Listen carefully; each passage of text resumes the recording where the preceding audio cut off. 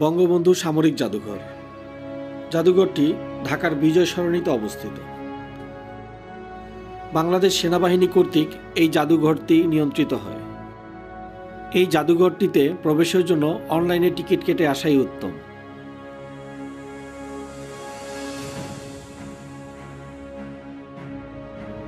বাংলাদেশের সামরিক বাহিনীগুলোর ইতিহাস, ঐতিহ্য, সাফল্য সংক্রান্ত নিদর্শন ও বিভিন্ন অস্ত্রশস্ত্রের সংগ্রহ নিয়ে জাদুঘরটি সুসজ্জিত। 1987 সালে প্রথম সামরিক জাদুঘরটি প্রতিষ্ঠিত হয় এবং 1999 সালে জাদুঘরটি স্থায়ীভাবে বিজয় সরণিতে স্থানান্তর করা হয়। 2009 সালে জাদুঘরটি আধুনিকায়নের জন্য উদ্যোগ নেওয়া হয়। তৎকালীন সেনাপ্রধানের নেতৃত্বে এবং সব সামরিক বাহিনীর প্রতিনিধি সমন্বয়ে 2010 সালে একটি কমিটি গঠন করা হয়। ওই কমিটি জাদুঘরটিকে বিশ্বমানে উন্নীতকরণ এবং বঙ্গবন্ধু শেখ মুজিবুর রহমানের নামে করার সুপারিশ করে। এই লক্ষ্যে 2016 সালে 276 কোটি টাকা ব্যয়ে একটি প্রকল্প প্রস্তুত করা হয়।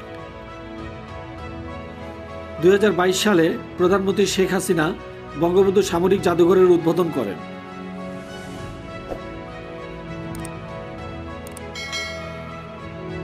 বঙ্গবন্ধু সামরিক জাদুঘরটি বঙ্গবন্ধু নব থিয়েটারের পশ্চিম পাশে 10 একর জমির উপর প্রতিষ্ঠিত।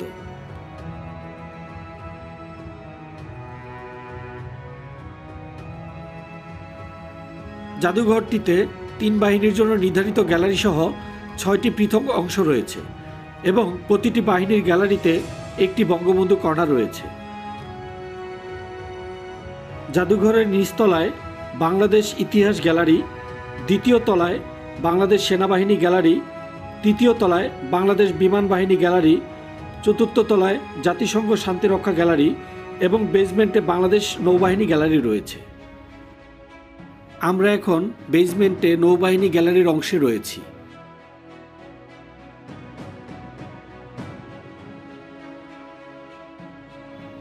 নৌবাহিনী গ্যালারিতে একটি সাবমেরিন রয়েছে।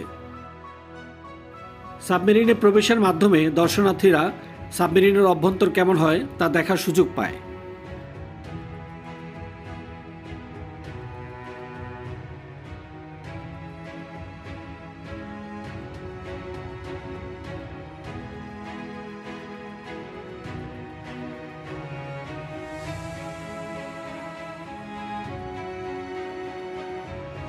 ত্রিমাত্রিক লাইটের মাধ্যমে এই প্রজেকশন বেশ ভালো লেগেছে। বাচ্চারা এখানে আনন্দ করবে নিশ্চয়ই। ত্রিমাত্রিক লাইটের রিফ্লেকশন এতটাই জীবন্ত যে মনে হচ্ছে সমুদ্রের মাঝে আমরা অবস্থান করছি।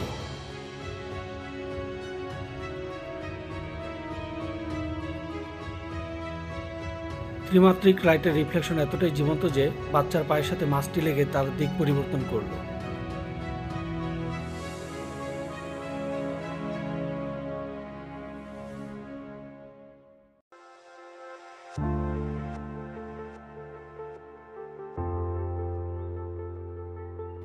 রেপ্লিকায় মানুষগুলোকে জীবন্ত মানুষ বলেই মনে হচ্ছে।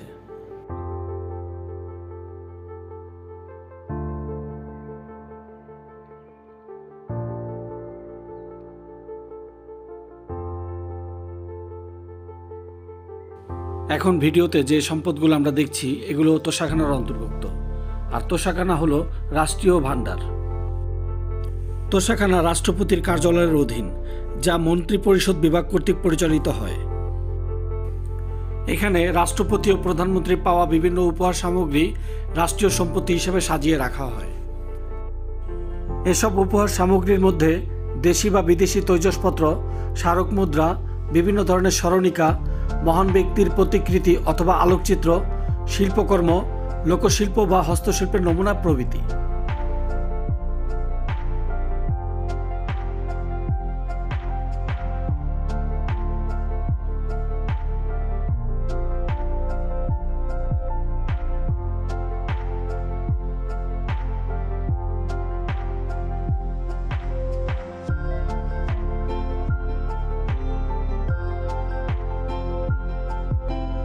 ভাঙ্গা ইন্টারসেকশন এবং পদ্মা সেতুর এক্সপ্রেসওয়ের রেপ্লিকা এখানে রাখা হয়েছে।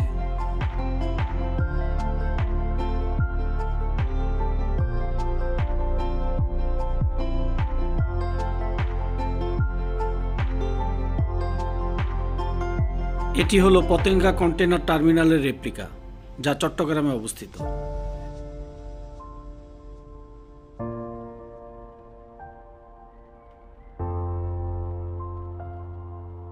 পূর্বাঞ্চলের 300 ফিট রাস্তার রেপ্লিকাও এখানে রয়েছে।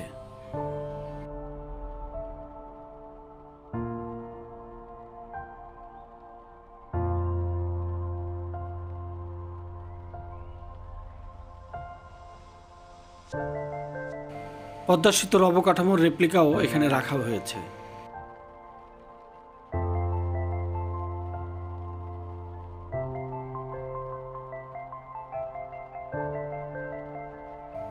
উনিশশো সালে মুক্তিযুদ্ধের সময় সেনাবাহিনী কমান্ডারদের ব্যাজ, পোশাক, অস্ত্র, গোলাবারুদ, কামান, এন্টি এয়ারক্রাফট গান এবং যোগাযোগের জন্য ব্যবহৃত বিভিন্ন যানবাহন জাদুঘরটিতে সংরক্ষিত রয়েছে।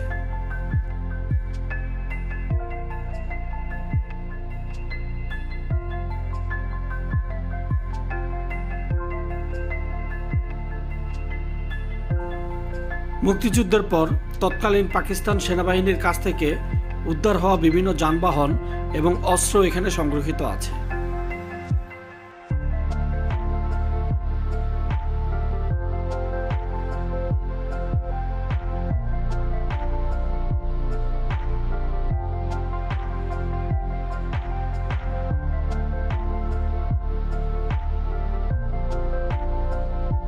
রেপ্লিকাগুলো দেখে নিশ্চয়ই আপনারা বুঝতে পারছেন আমরা এখন কোন ফ্লোরে অবস্থান করছি। আমরা এখন বাংলাদেশ বিমান বাহিনীর সামগ্রী দিয়ে সুসজ্জিত ফ্লোরে অবস্থান করছি।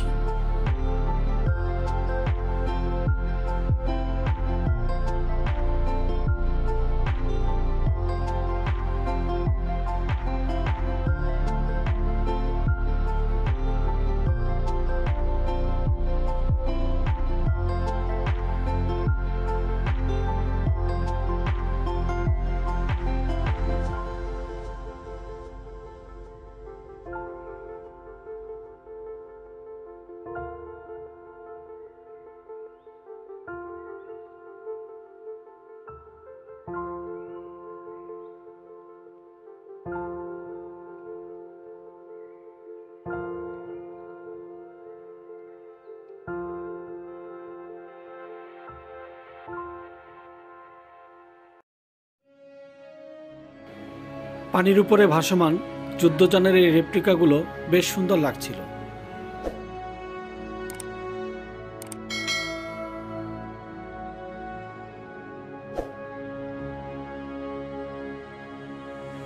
জাদুঘরের অভ্যন্তরেই বড় বড় দুটি রেস্টুরেন্ট রয়েছে।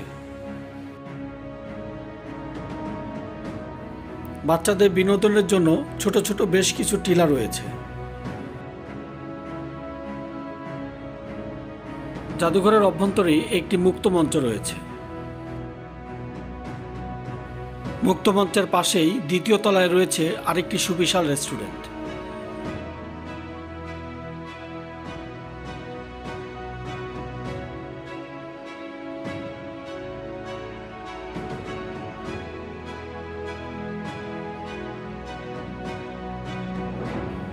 জাদুঘরের অভ্যন্তরে রয়েছে এই সিনেপ্লেক্সটি, যা আলাদা টিকিট কেটে দেখার ব্যবস্থা রয়েছে।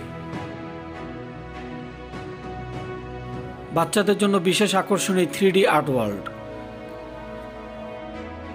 ইলিশনের মায়ায় যদি হারিয়ে যেতে চান তাহলে এখানে অবশ্যই আসতে হবে, তবে এই 3D আর্ট ওয়ার্ল্ডের জন্য আলাদা টিকিট কাটতে হয়।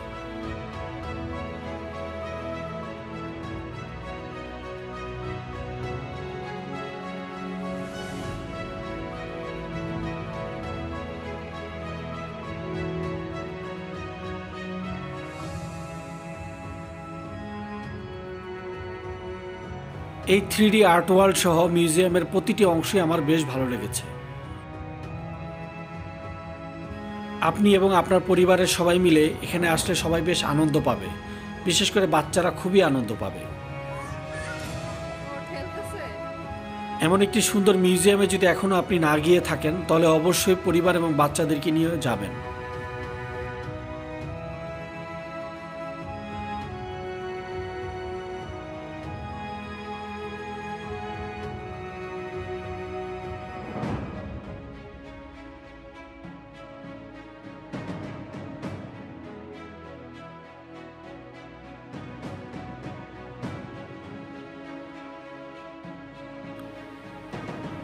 এই গোলকধাঁধার কাচঘর যদিও 3D আর্ট ওয়ার্ল্ডের ভেতরেই, তবুও এর জন্য আলাদা টিকিট কাটতে হয়। বঙ্গবন্ধু মিলিটারি মিউজিয়াম বা বঙ্গবন্ধু সামরিক জাদুঘরে প্রবেশের মূল্য 100 টাকা। বঙ্গবন্ধু সামরিক জাদুঘরটি আমার কাছে বেশ ভালো লেগেছে। আপনারাও যাবেন এই আশা করি। সবাই ভালো থাকবেন। আসসালামু আলাইকুম।